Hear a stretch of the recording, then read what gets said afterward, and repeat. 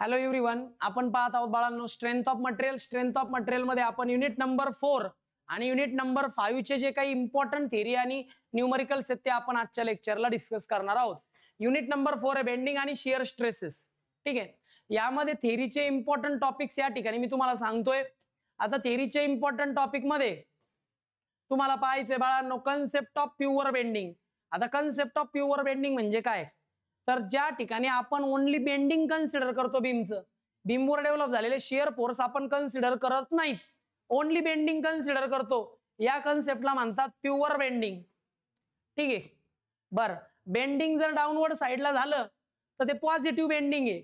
Bending downward साईडला असेल तर वर तिथं होतं कॉम्प्रेशन, इथं होतं टेन्शन, आणि या हा पार्ट असतो न्यूट्रल, म्हणून या पार्टला म्हणतात न्यूट्रल ऍक्सिस.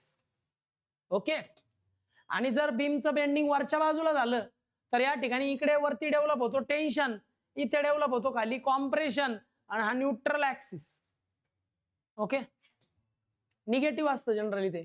न्यूट्रल ऍक्सिस म्हणजे काय की एक याची डेफिनेशन हमखास येते बरं का न्यूट्रल ऍक्सिसची. कुठे चालला रे, लक्ष द्यावं बाळा. काय तर न्यूट्रल ऍक्सिस म्हणजे असा ऍक्सिस जो तुमच्या सेक्शनच्या सेंटर मधून जातो, आणि आपण असं अज्युम करतो की त्याच्यावर ना कॉम्प्रेशन असतं, नायदर कॉम्प्रेशन नॉर टेन्शन. याला म्हणतात न्यूट्रल. नायदर कॉम्प्रेशन आहे नॉर टेन्शन आहे, त्याला म्हणतात न्यूट्रल ऍक्सिस. फिगर काढायची, डेफिनेशन लिहायची, 2 मार्कला येतं म्हणजे येतच, खूप वेळा आलेले. त्यानंतर बाळांनो थिअरी ऑफ प्युअर बेंडिंगचे अझम्पशन खूपच जास्त वेळा एक्झामला येतात, 101% एक्झामला येतात.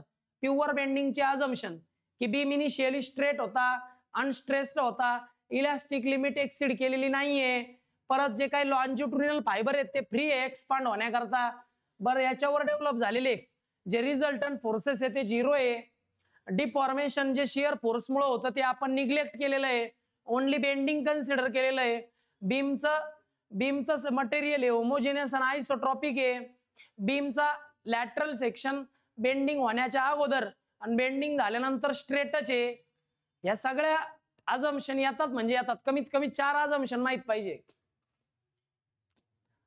बर, याच्यानंतर पुढे येतो फ्लेक्झरल फॉर्म्युला. बाळांनो फ्लेक्झरल फॉर्म्युला हमखास एक्झामला येतो. फ्लेक्झरल फॉर्म्युला जर एक्झामला आला तर फक्त इक्वेशन लिहायचंय, डेरिव्हेशन नाही.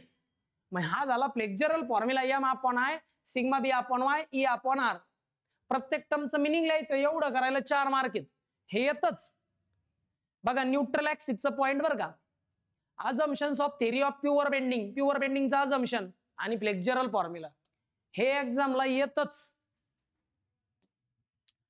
आता प्युअर बेंडिंग आणि ऑर्डिनरी बेंडिंग मध्ये काय डिफरन्स आहे, एक्झामला जनरली येत नाही. मोमेंट ऑफ रेजिस्टन्सची डेफिनेशन तीच आहे की वरतून येणारं जे बेंडिंग मोमेंट आहे त्याला रेजिस्ट करण्याकरता बीमच्या मटेरियल मध्ये जे बेंडिंग मोमेंट डेव्हलप होतं त्याला म्हणतात मोमेंट ऑफ रेजिस्टन्स. एक डेफिनेशन आहे फक्त बाळांनो त्याची.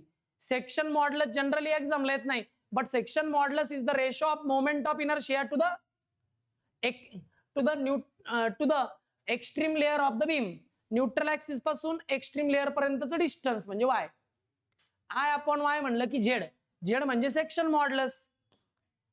युनिट वगैरे लिहायचं, फॉर्म्युला लिहायचा, डेफिनेशन, फॉर्म्युला, टर्मचं मिनिंग आणि युनिट, हे सगळं ऑलरेडी झालंय. बेंडिंग स्ट्रेस, जेव्हा बीमवर आपण बेंडिंग मोमेंट अप्लाय करतो तेव्हा त्याला रेजिस्ट करण्याकरता बीमच्या मटेरियल मध्ये जे डेव्हलप होतं त्याला म्हणतात बेंडिंग स्ट्रेस.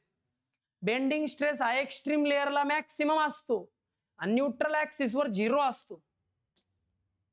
ठीक आहे, flexural rigidity is the product of modulus of elasticity E आणि मोमेंट ऑफ इनर्शिया आय, याला फ्लेक्झरल रिजिडिटी म्हणतात. बर, आता या ठिकाणी आता प्रत्येक सेक्शन करता बेंडिंग मोमेंट डिस्ट्रीब्युशनचा जो बेंडिंग स्ट्रेस डिस्ट्रीब्युशन डायग्राम वेगवेगळे असते. आता रेक्टँग्युलर सेक्शन करता बघा, रेक्टँग्युलर सेक्शनची बेंडिंग स्ट्रेस डिस्ट्रीब्युशन डायग्राम 2 वेळा एक्झामला आलेली आहे. तर हे झाला सेक्शन, रेक्टँग्युलर सेक्शन, ही झाली बेंडिंग स्ट्रेस डिस्ट्रीब्युशन डायग्राम. हे पेपरला येतं बरं का. त्यानंतर बाळांनो आता बेंडिंग स्ट्रेसचे प्रॉब्लेम्स घेण्या अगोदर हे जे काही फॉर्म्युले आहेत ना पाठ करायचे बरं का. की ट्रँग्युलर सेक्शन असेल बीमचा तर मॅक्सिमम बेंडिंग मोमेंटचा फॉर्म्युला WL/4A. ट्रँग्युलर नाही, बीम असेल, बीम आणि सेंटरला पॉइंट लोड आहे, बीमला सेंटरला पॉइंट लोड असेल तर M max चा फॉर्म्युला WL/4. सेंटर सोडून दुसरीकडे लोड असेल तर formula WAB/L for M max. Cantilever beam an free एंडला लोड आहे, पॉइंट लोड, तर फॉर्म्युला M max चा W/L. Cantilever beam all over UDL आहे तर मॅक्सिमम बेंडिंग मोमेंटचा formula WL²/2. Simply supported beam आहे आणि ऑल ओव्हर UDL आहे तर WL²/8. काय डाऊट आहे? आता काही इम्पॉर्टंट पार्ट ए चे बेंडिंग स्ट्रेसचा, या युनिटचा बेंडिंग स्ट्रेसचा पार्ट नंबर 1 आहे, त्याचे इम्पॉर्टंट न्यूमरिकल मध्ये हे एक न्यूमरिकल येतं. आता या न्यूमरिकल मध्ये त्यांनी बेंडिंग स्ट्रेस विचारलेला असतो. बेंडिंग स्ट्रेस विचारला की फ्लेक्झरल फॉर्म्युला वापरायचा, M/I = σb/y वापरायचा. M, I आणि Y यांच्या व्हॅल्यू काढायच्या, त्या फॉर्म्युल्यात टाकायच्या, तुम्हाला बेंडिंग स्ट्रेस निघतो. बघून घ्या प्रॉब्लेम. त्यानंतर बाळांनो सेकंड प्रॉब्लेमही सेम तसाच आहे, याच्यात पण बेंडिंग स्ट्रेसच विचारलाय, पण बेंडिंग स्ट्रेस जरी विचारलेला असला पण तो I सेक्शन आहे. हा प्रॉब्लेम 6 मार्कांकरता एक्झामला येतो. सिंपल आहे, पाहून घ्या. 4 मार्कांना पण येतो, 6 मार्कांना पण येतो. I सेक्शन आहे म्हणजे I आकाराचा बीम आहे आणि मग ते त्या ठिकाणी हे लोड अप्लाय केलाय. त्यानंतर बेंडिंग स्ट्रेसच विचारलाय यात पण सेंट्रल ऍक्सिस सोडून दुसरीकडेच कुठेतरी एक्स्ट्रीम लेअर सोडून दुसरीकडेच विचारलेला आहे. मग असा पण प्रॉब्लेम, हा पण प्रॉब्लेम एक्झामला आलेला आहे. तुम्ही पाहू शकता इथे नंबर असतात प्रॉब्लेमचे, स्क्रीनशॉट घ्या अगर तुम्ही टेक्स्टबुक मध्ये पहा. माझ्या दृष्टीने हे फार इम्पॉर्टंट न्यूमरिकल्स आहेत. त्यानंतर हे एक न्यूमरिकल आहे पहा, टिंबरचा बीम आहे, त्याची विड्थ दिली आणि त्याची डेप्थ दिली. मग विड्थ आणि डेप्थ दिली म्हणजे रेक्टँग्युलर सेक्शन आहे, सिम्प्लाय सपोर्टेड आहे, स्पॅन दिलाय, बेंडिंग स्ट्रेस डिस्ट्रीब्युशन डायग्राम काढा असं म्हटलेलं आहे. मग पहिले बेंडिंग स्ट्रेस काढायचा आणि मग डिस्ट्रीब्युशन डायग्राम काढायची. खूप वेळा एक्झामला आलेला प्रॉब्लेम आहे. डायग्राम काढा, बेंडिंग स्ट्रेस डिस्ट्रीब्युशन डायग्राम काढा असं म्हटलं की या ठिकाणी प्रॉब्लेम 6 मार्कला येणार एक्झामला. त्यानंतर कॅन्टिलिव्हर बीम आहे आणि असिमेट्रिकल I सेक्शन आहे. याच्यात त्यांनी काय विचारलं तर मॅक्सिमम टेन्साइल आणि कॉम्प्रेसिव्ह स्ट्रेस विचारलाय, म्हणजे बेंडिंग स्ट्रेसच विचारलेला आहे. आपण प्रॉब्लेम 2दा-3दा एक्झामला आलेला आहे, इम्पॉर्टंट आहे माझ्या दृष्टीने. हा एक आहे बाळांनो टी सेक्शनचा. टी सेक्शन आहे, याच्यामध्ये बेंडिंग स्ट्रेस डिस्ट्रीब्युशन डायग्राम काढायची आपल्याला. ठीक आहे, हे सगळे इम्पॉर्टंट क्वेश्चन होते टॉपिक नंबर 4 चे. बघून घ्या. या युनिटचा नेक्स्ट पार्ट येतो जो शियर स्ट्रेसवर डिपेंड आहे. मग या शियर स्ट्रेसच्या पार्ट मध्ये तुम्हाला शियर स्ट्रेसची डेफिनेशन एक्झामला फार वेळा आलेली नाहीये, पण शियर स्ट्रेस काय ते त्या ठिकाणी तुम्हाला सांगावं लागेल. हे ट्रान्सव्हर्स शियर स्ट्रेस करण्याची गरज नाही, अवरेज शियर स्ट्रेसही करण्याची गरज नाही, मॅक्सिमम पण करण्याची गरज नाही. शियर स्ट्रेसचं इक्वेशन हे एक्झामला आलेलं आहे 2दा. मग शियर स्ट्रेसचं इक्वेशन लिहायचं आणि प्रत्येक टर्मचं मिनिंग लिहायचं 4 मार्कला. इम्पॉर्टंट टॉपिक आहे. त्यानंतर रेक्टँग्युलर सेक्शन आणि त्याची शियर स्ट्रेस डिस्ट्रीब्युशन डायग्राम हे पण खूप वेळा एक्झामला येतं. त्यानंतर सर्क्युलर सेक्शन आणि शियर स्ट्रेस डिस्ट्रीब्युशन डायग्राम हे पण एक्झामला येतं. त्यानंतर हॉलो सर्क्युलर सेक्शन आणि त्याची शियर स्ट्रेस डिस्ट्रीब्युशन डायग्राम एक्झामला येते. महत्वाचं आहे फक्त डायग्राम. हॉलो रेक्टँग्युलर सेक्शन आणि शियर स्ट्रेस डिस्ट्रीब्युशन डायग्राम हे पण एक्झामला येतं. ह्या फिगर काढायच्यात. I सेक्शन आणि शियर स्ट्रेस डिस्ट्रीब्युशन डायग्राम खूप वेळा एक्झामला येते अशी shear stress distribution diagram. T section आणि शियर स्ट्रेस डिस्ट्रीब्युशन डायग्राम. त्यानंतर अँगल सेक्शन आणि shear stress distribution diagram L section या. त्यानंतर C सेक्शन म्हणजे चॅनल सेक्शन आणि त्याची शियर स्ट्रेस डिस्ट्रीब्युशन डायग्राम. या डायग्राम लक्षात ठेवा, शेप लक्षात ठेवा या डायग्रामचा. आता यावरील न्यूमरिकल जर पाहिले तर तुम्ही पाहू शकता याच्यामध्ये जनरली शियर स्ट्रेस विचारण्याचे प्रॉब्लेम असतात. त्यामध्ये हा एक न्यूमरिकल इम्पॉर्टंट आहे पहा, 4 वेळा एक्झामला आला. याच्यात अवरेज शियर स्ट्रेस किंवा ॲव्हरेज शिअर स्ट्रेस की आणि मॅक्सिमम शिअर स्ट्रेस विचारला जातो. ओके, आणि स्ट्रेस डिस्ट्रीब्युशन डायग्राम काढायला लावतात. त्यानंतर येतो सर्क्युलर सेक्शनचा. Circular section shear stress distribution diagram विचारली तर शिअर स्ट्रेस काढायचा ॲव्हरेज आणि मॅक्सिमम. याचे पण प्रॉब्लेम असतात बाळांनो.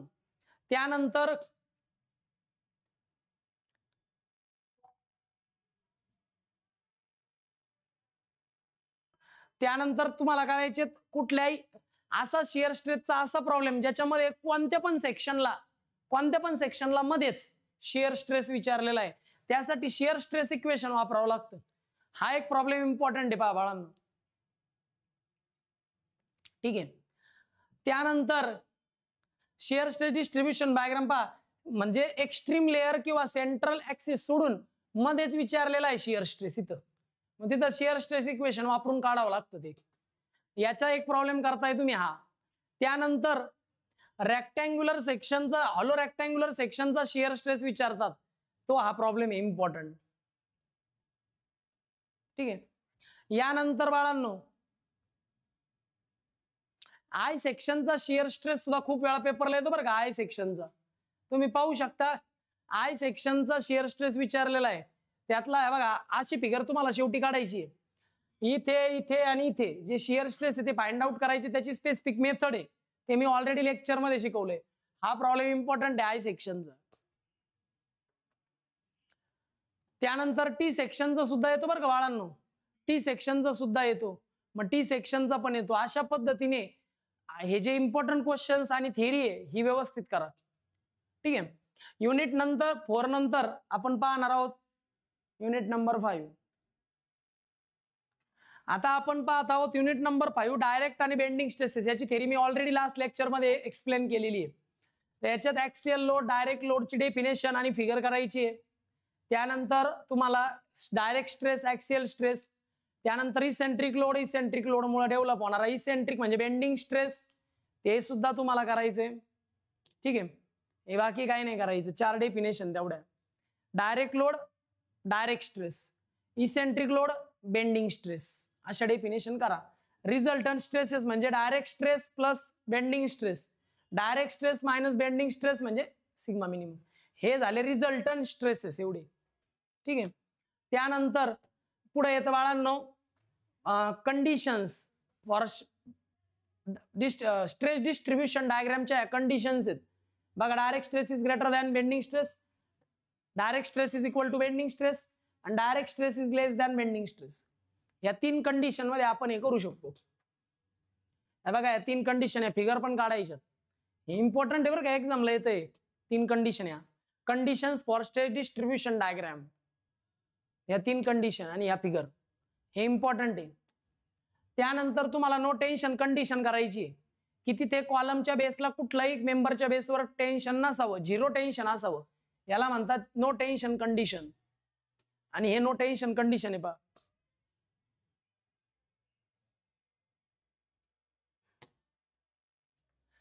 हे लिमिटिंग इसेंट्रिसिटीचं काही नाही एवढं. कोअर ऑफ सेक्शनची डेफिनेशन एक्झामला येते, आल्यावर फिगर सुद्धा काढायची आहे. ठीक आहे. कोअर ऑफ सेक्शनची डेफिनेशन बघून घ्या, इम्पॉर्टंट आहे.